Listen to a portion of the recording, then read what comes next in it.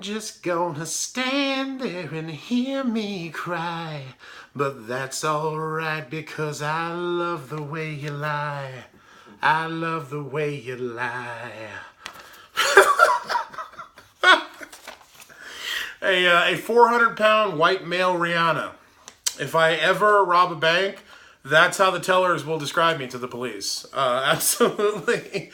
Welcome back to my writer's room, everyone. I'm Matt Wallace, and these are the ways I lie. This is the first installment of a new video series I'm going to be doing here on Angry Writer, a new writing-focused video series. Basically, what it's going to be is I'm going to take an aspect of fiction writing that I don't suck at, and I'm going to tell you how I approach that aspect of fiction writing. I'm going to take you inside my process on it and basically explain how I do what I do. Before we get into the first topic here, which is, as you saw, if you were distracted by my singing, it's going to be writing all the action.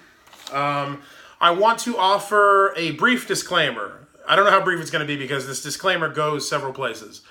A vast majority of writers, I find, they tend to be in a huge rush to get to the educator part of our profession. What I mean by that is there's nothing that writers at every level, particularly beginning writers and mid-level writers, there's nothing that they enjoy more than teaching writing to other people. And a lot of them, unfortunately, are in such a rush to do it, they do it before they're really ready to impart anything of value. It's one of the pitfalls of doing this, because teaching writing is another form of validation for a writer. And as we all know, validation to writers is like cigarettes in prison. So a lot of us will start teaching other people to write before we have any business teaching other people to write. It's a problem. It's something we need to address as a culture and kind of put a stop to, because you end up with a lot of people who aren't experienced enough to be giving shitty advice to younger writers. And I'm not about that. And the thing is, I've been doing this professionally for 12 years. And when I say that, all I mean is 12 years ago was the first time someone paid me for something I wrote. And 12 years later, and I went through that early educator phase, by the way. It feels good. Having other people listen to you talk about writing makes you feel like a writer. And we're all so intent on feeling like writers, we tend to sacrifice a lot of craft and common sense. But anyway, I went through that phase. Where I am now 12 years later is I just strive to have awareness. I think awareness is one of the most important things you can have as a working writer. And what I am aware of is how much I don't know. Okay? There's a lot of stuff when it comes to writing fiction that I'm honestly not qualified to teach people about. You know, I can tell people how I struggle with it and maybe they'll find value in that, but I don't feel comfortable teaching those things to people. Conversely, after 12 years in this business, there are things I do very well, and it's okay to acknowledge that. I'm very good at writing dialogue. I have a very good ear for the way people talk, and I have an ability to translate that to the written page very well, and I can write funny, and I can write clever, and I'm good at that. What we're going to talk about today, I'm very good at writing action scenes. I've been studying martial arts for 20 years, catch wrestling, judo, arnis, kali, eskrima.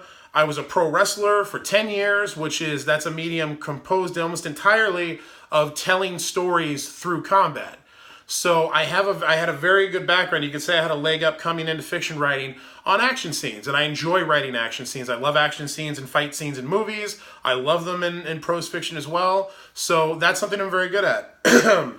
I'm not terribly good at plot mechanics, especially sustained plot mechanics. I tend to be a short form writer, so I struggle with a sustained plot. I struggle to think fourth dimensionally because I tend to be such a reactive writer. I tend to react to just things as they happen.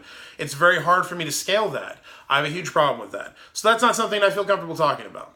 So all I'm doing here is I'm taking things I know I'm pretty good at, and I'm just going to tell you how I do them. And this is not the definitive word on any of these subjects, okay? There are people who are much better at this than me, who probably approach action scenes completely differently.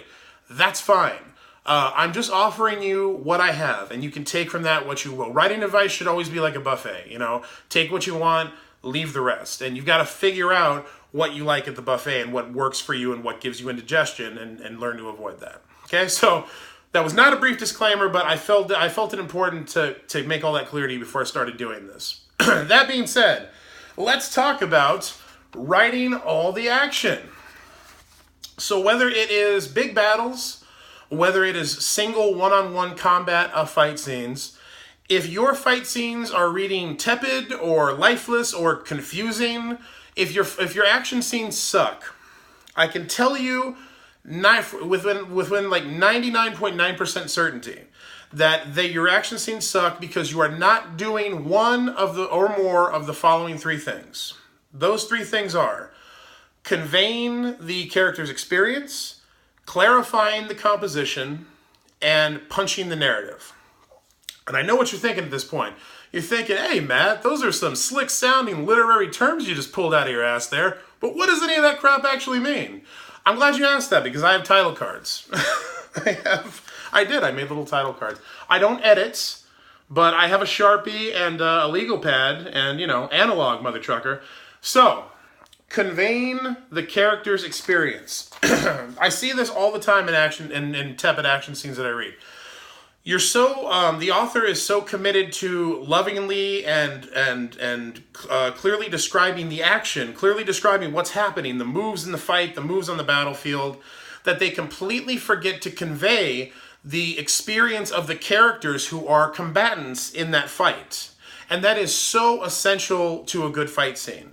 How people involved in combat react to that combat emotionally, psychologically, and physically is a hugely important aspect of writing a good fight scene. It always vastly improves a fight scene if you can convey the character's experience. And again, I have a very unique relationship with combat, and it allows me to do that. Not everybody spent 10 years as a pro wrestler. Not everybody has had their ass kicked as much as I've had my ass kicked, which unfortunately is a very good experience for writing fight scenes. I don't recommend going out and becoming a professional wrestler for a decade. I don't recommend going out and getting into fights. I do recommend studying martial arts just because it's good for health and discipline and clarity of mind and gives you a good insight into things like writing fight scenes. But barring all of that, there's no reason you shouldn't be able to extrapolate from the characters that you create how they experience combat. And when I talk about their experience, again, emotional, psychological, and physical, I'm talking about things like how they deal with fear in a fight scene. Are they an experienced fighter who has overcome the panic response? Do they compartmentalize fear? Is it something they feel but they've learned to stuff down? How does that factor into their thought process as they're engaged in combat? You have to deal with those emotional responses. Physical responses are also really important. I mean, are they getting that cold rush of adrenaline in the veins? Do they feel warm? Do they feel concentrated heat throughout their body, which is a weird thing that happens to people in combat sometimes. You hear a lot of soldiers describing an intense heating sensation in their groin when they feel combat is in the air. It's a thing that happens. Not to everybody, but it happens. We have all these intense physical responses when we're put in life or death situations, when we're put in violent and combative situations, and you have to deal with that when you're writing your fight scenes. It's very important. It also comes down to the sensory experience of fighting, which is something I always really try to convey in my fight scenes and in my action scenes. And it's little things. It's the way your sweaty skin contacting someone else's sweaty skin sends sensations up your arm or on your neck or whatever. And you notice these things when you're in the middle of a fight too. It's the strangest thing. Even though you were constant, you were in motion and you're monitoring, it's sort of like driving and thinking about something else. You can have all these thought processes going on at the same time. When I was a wrestler and I would wrestle other wrestlers in the ring, I was always very intensely aware of how they smelled. It's the thing is, combat is such a weirdly intimate thing, and we often don't consider that. You only generally get that close to people when you're being affectionate and physically intimate with them, or when you're trying to perpetrate intense violence on each other. It's a very strange human dichotomy that I've always found interesting. But when I would wrestle, I was very aware of the smell of the wrestler that I was working with, because it fills your nostrils. You're in so close. It's like the first thing that really hits you. And that would always be in the back of my mind, even as we were doing what we were doing. When I worked in Mexico with luchadors, with Mexican wrestlers, they all smelled like cinnamon. It was a strange, I didn't understand why when I first started doing that, but it's something I noticed.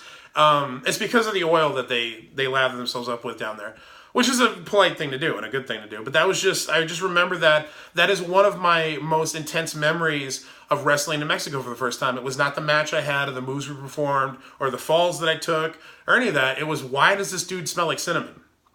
And it's things like that that really personalize and make a fight scene realistic and make it live and make it breathe and make your characters live and breathe in that fight scene. And it's something that gets really sacrificed and overlooked, even in a lot of authors' thought processes, because it just doesn't occur to you if violence is not a natural or experienced thing for you, or if combat isn't because violence can take many forms, but hand-to-hand combat, physical combat, that's not something that necessarily occurs to you. But yeah, their psychological, emotional, and physical responses, conveying the character's experience of what's happening, the sensory experience, the sights, the sounds, the smells, the texture and the feel of things, that all has a place in a fight scene, and you need to find the room, you need to give the action scene the room and the characters the room to experience what's going on. Now, it doesn't mean dwell on it. You need to keep things moving, but that's something that should be an integral mechanic in with everything else you're doing. So that's convey the character's experience. The next thing we come to is probably the most the most confusing phrase I came up with, which is clarify the composition. This is all that means. It means that a lot of times when authors write fight scenes or action scenes, they become very confusing for the reader. You're dealing with a lot of fast, intense movement on the part of people you're just describing in words on a page, and things get very confused. People lose track of where people are. You describe fight moves and people aren't sure what just happened. If you're writing a big battle, it's very easy for things to become confused and to not understand where everyone is in relation to everyone else or what's going on. So when I talk about clarifying the composition, I'm literally talking about you need to clarify the composition of your fight scene. We need to know where people are in relation to each other, where they are within their environment. The environment needs to be well enough established if it's going to play into the battle or the combat. And we need to understand what's being done, which is where you get into kind of the choreography aspect. The thing is, I love choreographing fight scenes that I write in prose in my head the way you would choreograph a fight scene in a movie. Because coming from martial arts, coming from pro wrestling, fight choreography is a big thing with me, and I love it, and I love to do it. It's fun. The problem is, you can't translate it to the page, obviously, the way you can in a visual medium to the screen, because it's too much. You can't describe every single feint and every single move.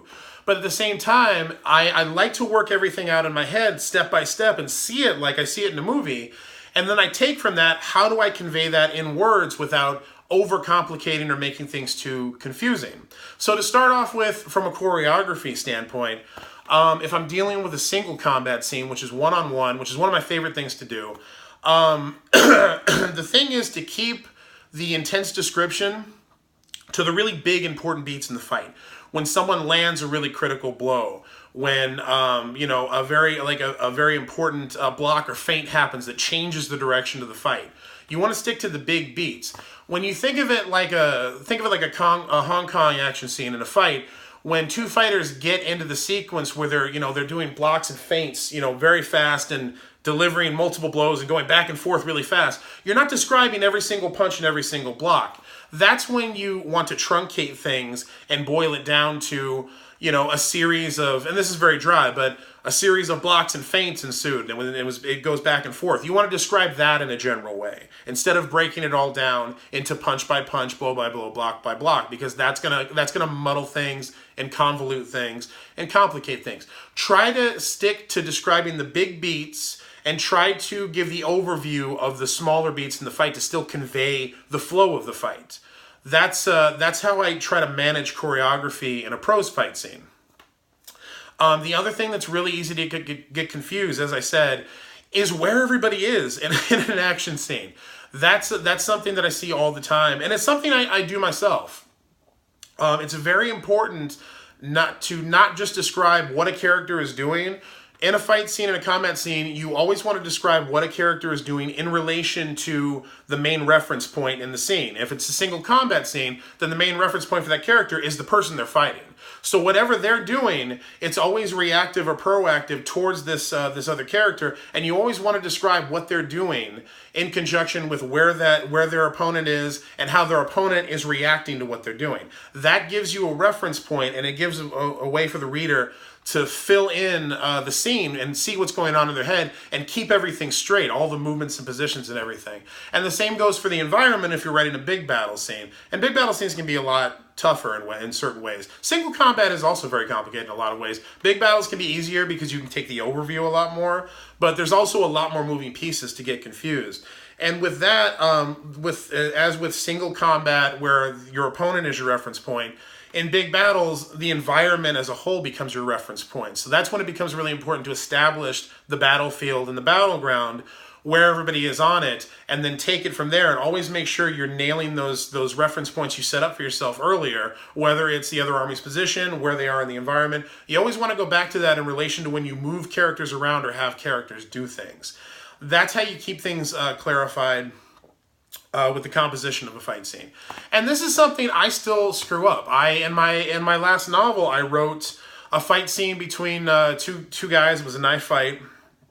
One of them ended up with the guy in the headlock, restraining the guy's knife hand. So he's got his hand, and he's restraining his knife hand right here.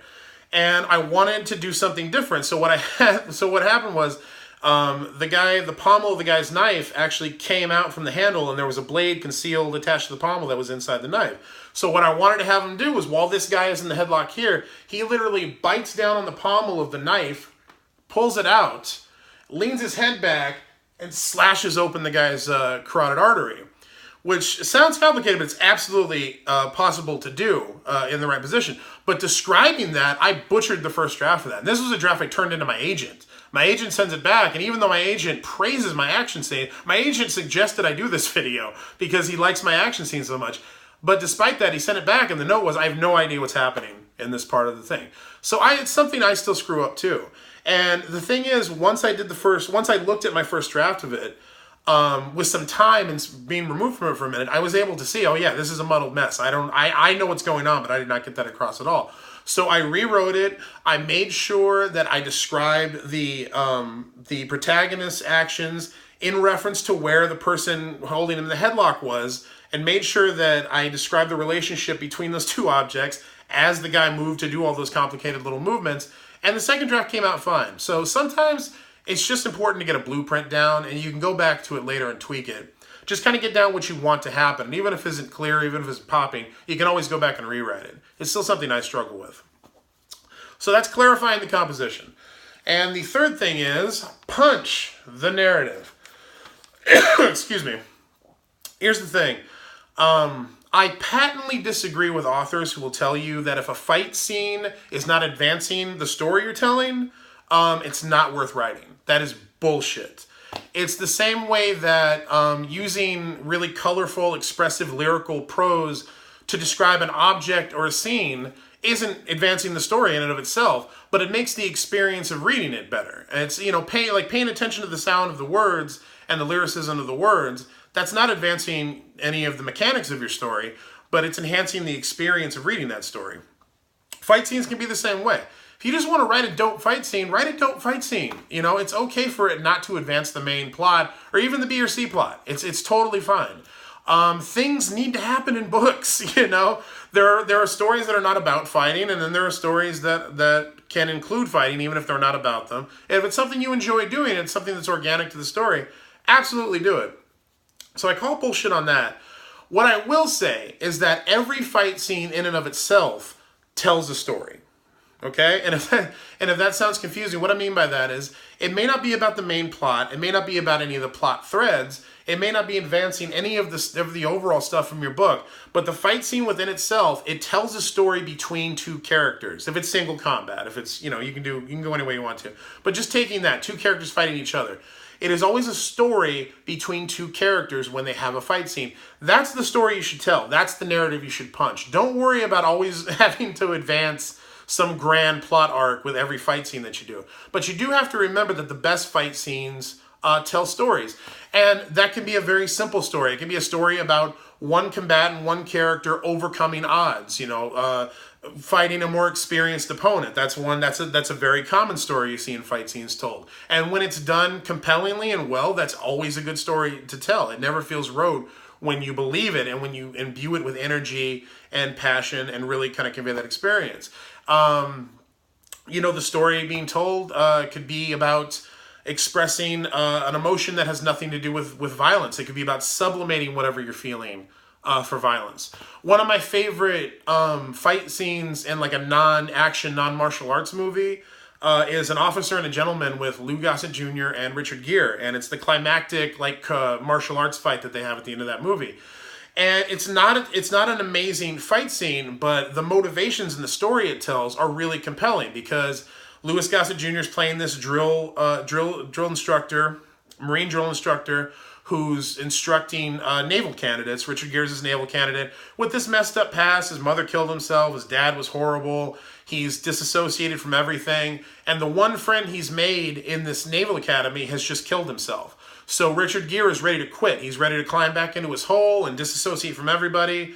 And all he wants to do before he leaves is beat the shit out of Louis Gossett Jr. because he's been playing this hard-ass drill instructor the whole time. Louis Gossett Jr.'s character refuses because he's a drill instructor. He's not there to beat the crap out of candidates. But when it becomes clear that Richard Gere is going to leave, then that's when Louis Gossett Jr. says, okay, I'll give you the fight that you want. And the point of the fight is he's letting Richard Gere work out all this repressed shit that's going on in his head by directing it at Louis Gossett Jr. in this fight that they're having.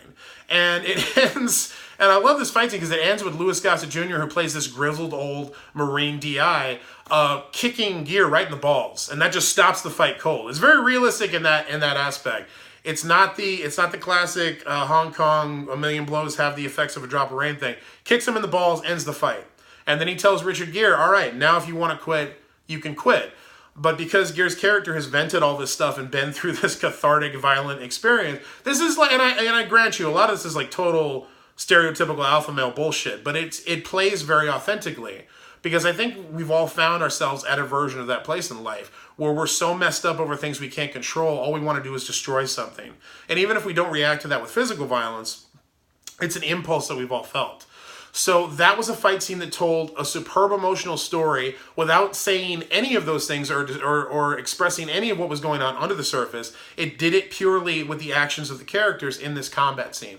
And that's the narrative you should strive to punch in your action scene, because puns, I've got them. But yeah, that's the story that you want to find and tell. You want to find the story, you don't necessarily need to tell the story of the novel, but you need to tell the story of the fight that's happening. You need to find the story of the fight itself and punch that narrative and express that narrative as fully as possible. Again, nothing wrong with just writing a dope fight scene if you want to write a dope fight scene. It's okay if it doesn't carry the plot. But and honestly, even if there's no particular story to the fight scene you can tell, it can still be really lively and it can be a lot of fun and it can be very compelling and entertaining. But the best fight scenes, just to recap, the best fight scenes, in my opinion, this is just how I do it and how I find it, the best fight scenes convey the character's experience, they clarify the composition, and they punch the narrative. Those are the three things that I find most important when composing an action sequence, whether it's a single combat scene, a big battle scene, or anything in between. Car chase, whatever. All of these things apply. So yeah, that's my first video. I'm going to be back. I'm planning to do a dialogue one. As I said, that's something I don't suck at. I'm sure I can find other things I don't suck at, but I thought this was a good one to start with. I really hope you took something from it. I hope I didn't bore the crap out of you. I hope it was helpful in some way. I want to reiterate, this is just my process. Yours can and should be different, but I just wanted to offer you some tools if you find them useful, incorporate them into your toolbox, incorporate them into your action scenes, and I hope they help you make it better. But again, writing advice is like a buffet. Take the hammy bits and leave the crappy ranch dressing. That's my approach anyway. So yeah, please like, share, subscribe. Let me know in the comments what you thought of this video, what you think of the idea for the series. If there's other stuff you'd like me to cover, please mention it. If I feel that I'm qualified to do so, I'll be happy to incorporate it into the series. In the meantime, I'm Matt Wallace, and these are the ways that I lie.